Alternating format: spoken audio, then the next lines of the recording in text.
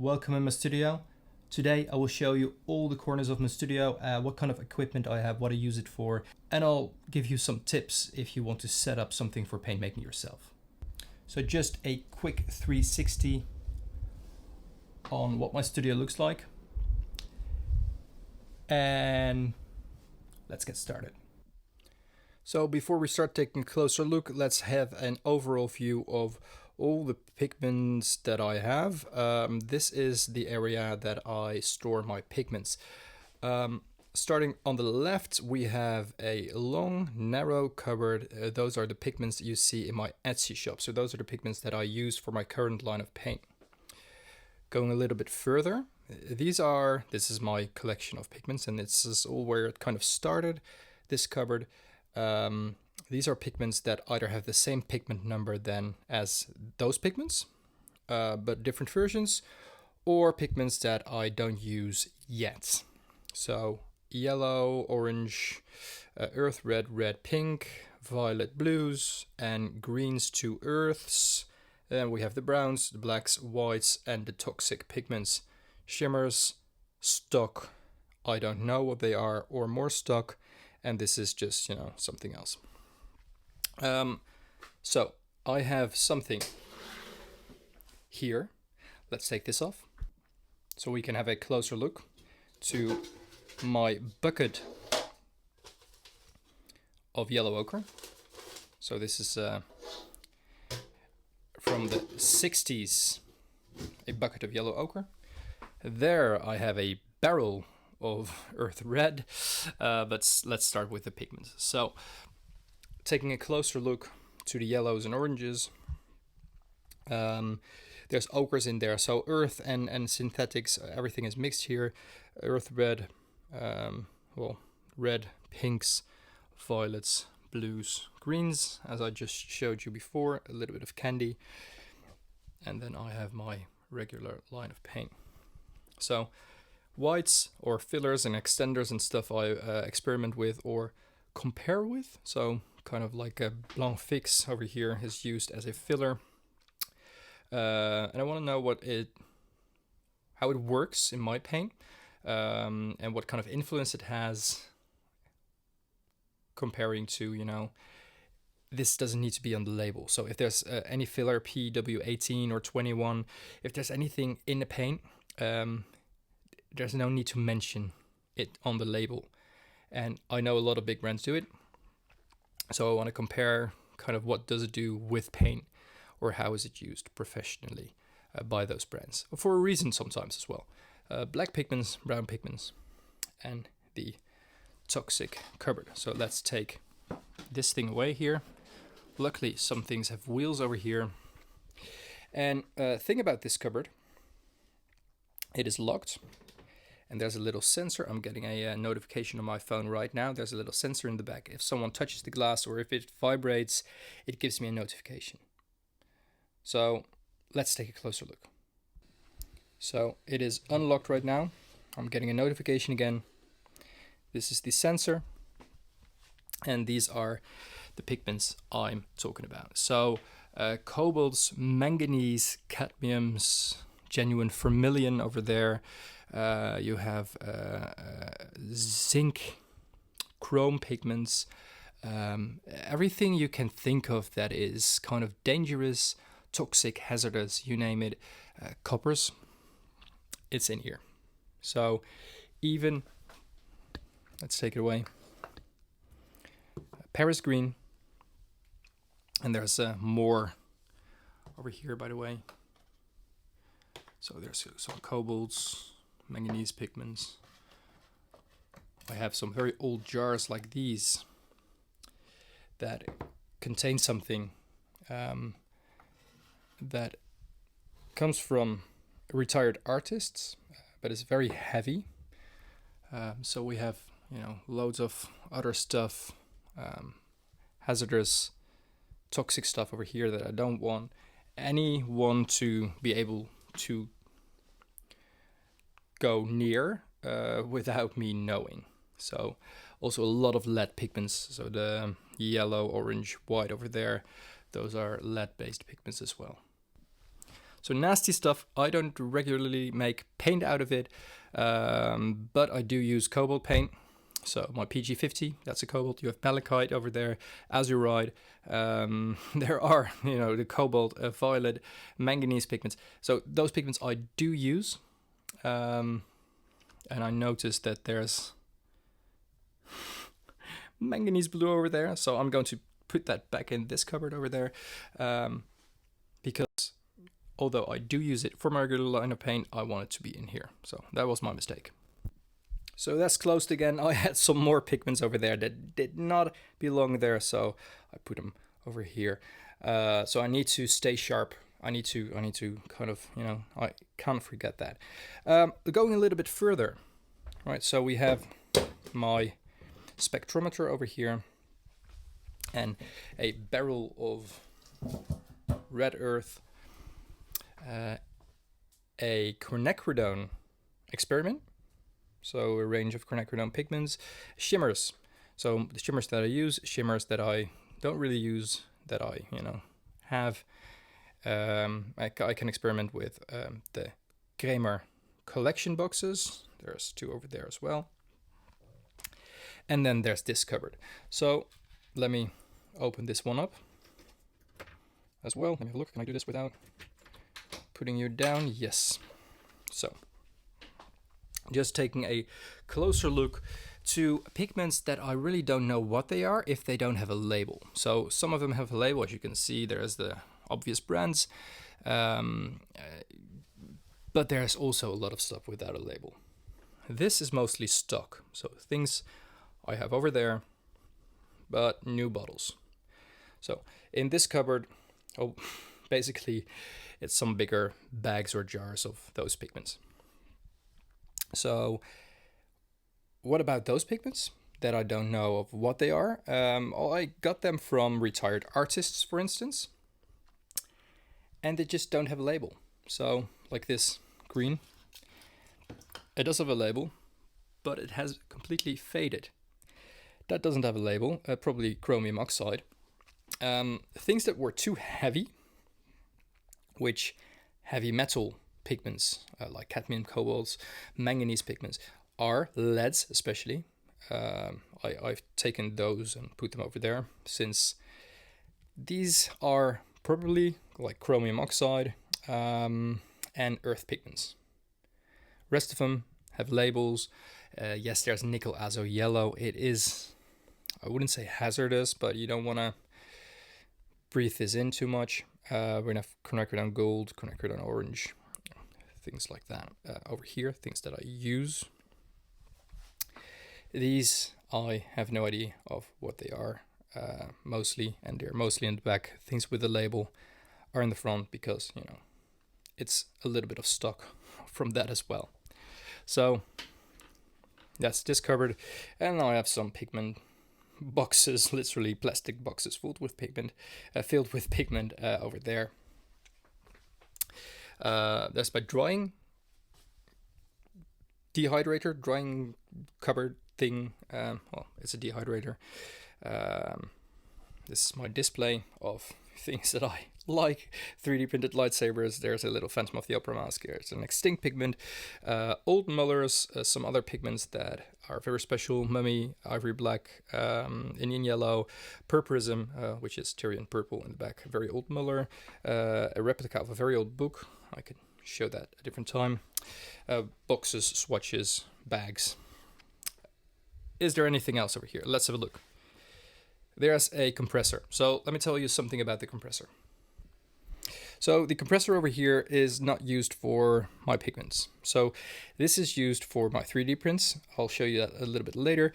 And it's on shock absorbers, since I don't want my pigments to fall out of the cupboard. So basically that's that. My little slab with my little palette knife, scoop, gum arabic, tiny Muller, candy. So this is where I do my little experiments. One more thing. There's more pigment. So these are mostly of Verf Mode de Kat pigments. I might have a problem.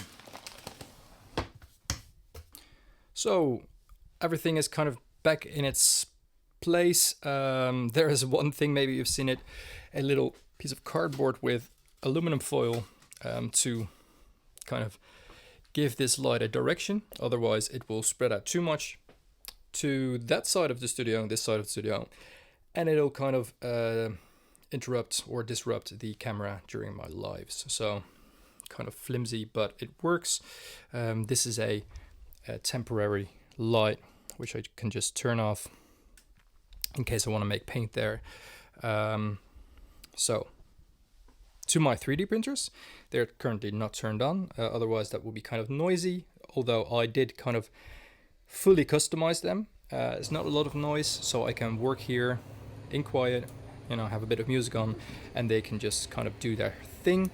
On top of those are filament dryers. I use recycled material. It's in there going through the tube, through that. Why are they kind of dryers? One thing about 3D printing filament, so the plastic rolls, you don't want to use wet filament. It absorbs moisture a lot and you get like strings, and we don't want strings. We want to have like perfect pans, and this is very satisfying. So like taking these things off, like clicking them off the plate, very satisfying to do. Those are my resin printers. You might have seen them on my ultramarine video, same as my vacuum chamber over there with the compressor that belongs to that in the back. Some pigments for the colors. There's the Color Mundo sphere. You have the little nice cyan, yellow, magenta cube over there. Some colored lights, prisms over there. My storage room for paint. Empty pans. Those two filled pans or stock over there. My camera, DSLR camera, currently set up for extreme close-up pictures, extreme macro pictures of pigments. This is a microphone that I use on my phone, on my iPad, on my computer, so I can take everything like off. That is a microphone that is a little bit more permanently set up my computer, which, you know, I'm working on the thumbnail already for this video. artistpigment.org, as well as over there, artistpigment.org. Always very convenient to have, you know, your pigments and everything about them close. My microscope is set up over here next to my computer. So this is my workspace where I send my files to my printers. I do my YouTube. I do, you know, everything from my live stream. So the entire setup over here for the live stream goes via that computer. So this is my paint maker spot. So let's have a closer look. So this is basically my point of view daily. I have jars of paints I'm working on. You have the lights for the YouTube videos and the live stream. You have the camera. There's a close-up camera over there. My phone is usually over there. My microphone is usually over there. It's right now, it's on my phone.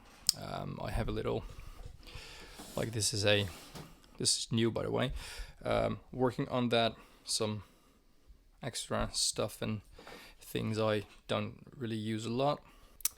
So just looking at this, how does it work, and how do you make paint? Well, you need to watch my playlist for that. But for my live stream, I use this little stream deck, which has the controls for like most scenes that I use. These are controls for my lights over there, the close-up camera, as I just showed you, and there's a button over here. If I press this button, which I won't do, a little thing happens. So I have some smart stuff in my studio, and with smart stuff I mean there's a air filtration system over there. It's from IKEA. There's one over there as well, it's also from IKEA. That one is a smart one. That one is not as smart. What do we mean with smart? It's not connected to Wi-Fi. So that one is connected to Wi-Fi, and my like my smart home, that one isn't. But I connected that to a smart plug, as well as one over here behind my printers. There's one as well. So if I press that button over there on my desk, what happens? My big air filtrator over there, my smaller one over there, this one over there, and my air conditioning, which also has an active carbon filter in it. So it filters the air. It has a HEPA filter in it. It has a particle filter in it. And I have a little sensor. I can show you right over there, a sensor here, which shows me how many harmful particles, dust, things are in the air, in the atmosphere over here. Also the moisture level and things like that. So if I am starting with paint making, I press that button, everything here goes on. That one goes to the top, that one goes to the top. Those over there, they kind of blow towards here. So there's a constant circular motion to filter the air, basically. So, you know, that thing, and those two will kind of do its thing, and all, you know, the entire studio will be clean within like half an hour. The air is filtered here. Usually I'm filming right now that one, and the other one, the air conditioning not so much, but those three are constantly on a very low setting. But in the evening I turn that one manually and that one manually. I turn them on all the way up. This one can be done via Wi-Fi, and I can make sure, you know, at the end of my day, my studio is completely clean and there's no particles in the atmosphere here anymore, because I work with particles, a lot of them. So let's go to the ugly side of, you know, studio. Underneath my desks, boxes, shipping boxes. There's books, loads of books on pigments. I can show you a little bit more of them later on. I have my camera gear and wires for the microphones, chargers, more cables, things for my 3D printers, experimental 3D printing rolls, which I barely use. So basically, kind of that is what I'm working with here. So let's have a closer look to some like neat stuff that I have. So I showed it to you already, but my dehydrator, this is a catering version. So restaurants use it for dehydrating meat and fruits and vegetables and stuff like that. It is ideal for paint making. Why? I'm not sponsored whatsoever. But this can go as low as 20 degrees Celsius, which you want a constant flow of that temperature. 25 is possible, 30 a bit tricky, because it quickly goes below 30 and it's heating constantly. It's constantly heating, and those kind of heat waves you don't want to have. So you want a constant temperature. So 20 works perfectly for me. Then there's,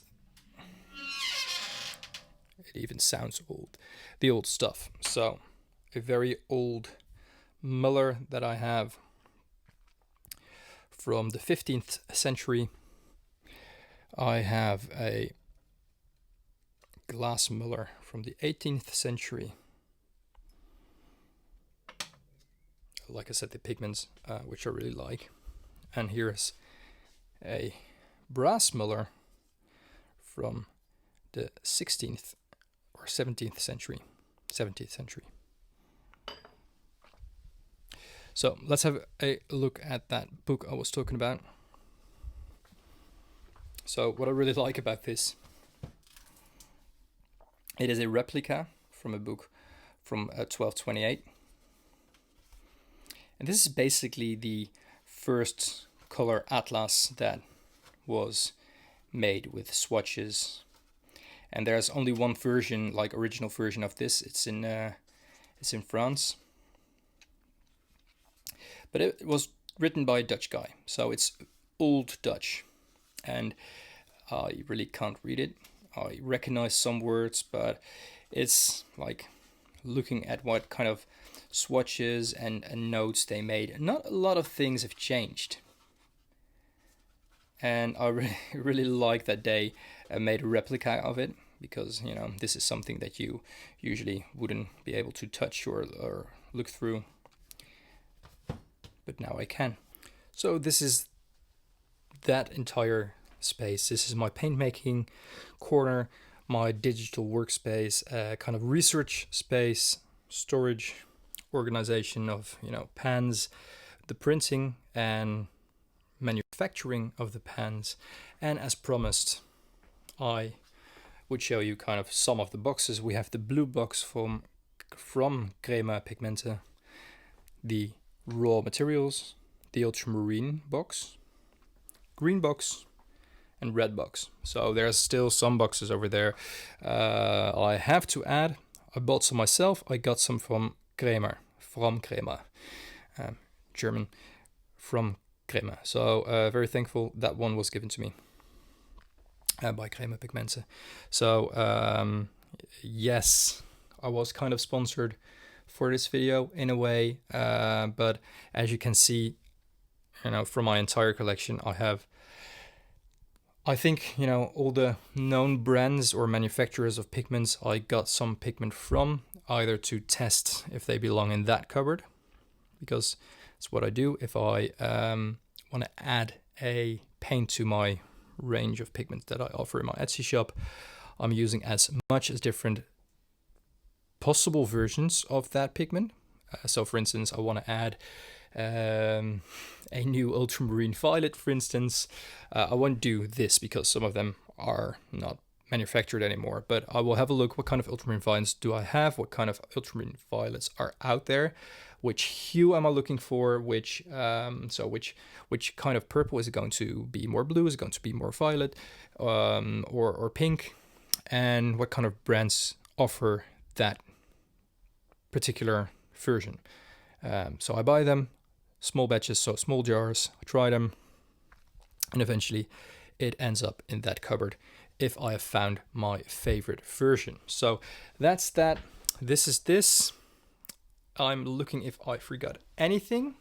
We have, you probably have seen it, Color Theory poster by Peter Donahue, color nerd from TikTok. You know, if you don't know him or don't follow him yet, go follow, since the information on that is amazing. You can buy in the link in his bio. There's a little security camera over there which overlooks my entire studio for when I'm not around. I'm looking if there's anything else. Well, I have a jar of paint candy over here, gum arabic pieces. This is for my giveaway, which I am currently picking the winner for. That was, you know, from a YouTube live stream shop update. I am looking around. I think this is it. If you have any more questions, let me know in the comments down below, because, you know, I might have forgotten something here.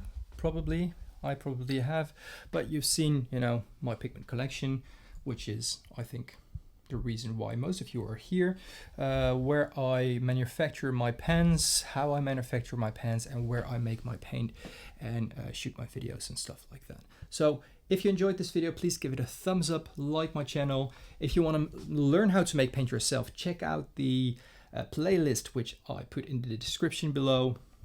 If you want to know more about some pigments, or, you know, the toxic pigments, or how to store pigments, how to prepare your studio for, you know, when it comes to air filtration, anything like that, keep in mind this is a job for people who take it serious. So when I'm making paint, I'm not including my kids in here,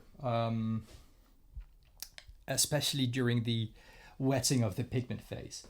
Like when I'm mulling a pigment and it's a really nice color and my kids are around, because, you know, my wife looks after him that day and I'm making paint here, I can show them, but they won't help me, because it is stuff that needs to be taken serious.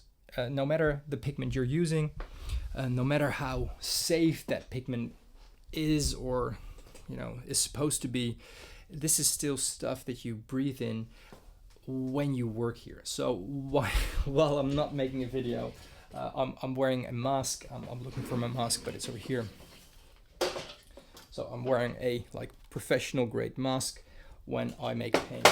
I'm wearing gloves or liquid gloves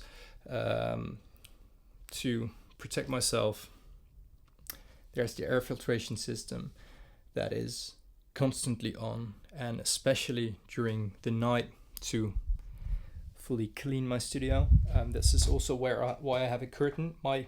It's just, you see it here, the construction is a bit low, but I have a curtain here to kind of block off as much draft as possible to get this a fully controlled environment. So if you have any questions on my entire process or your process, or how you can kind of tweak things to have it a little bit more prepped for the serious work, let me know.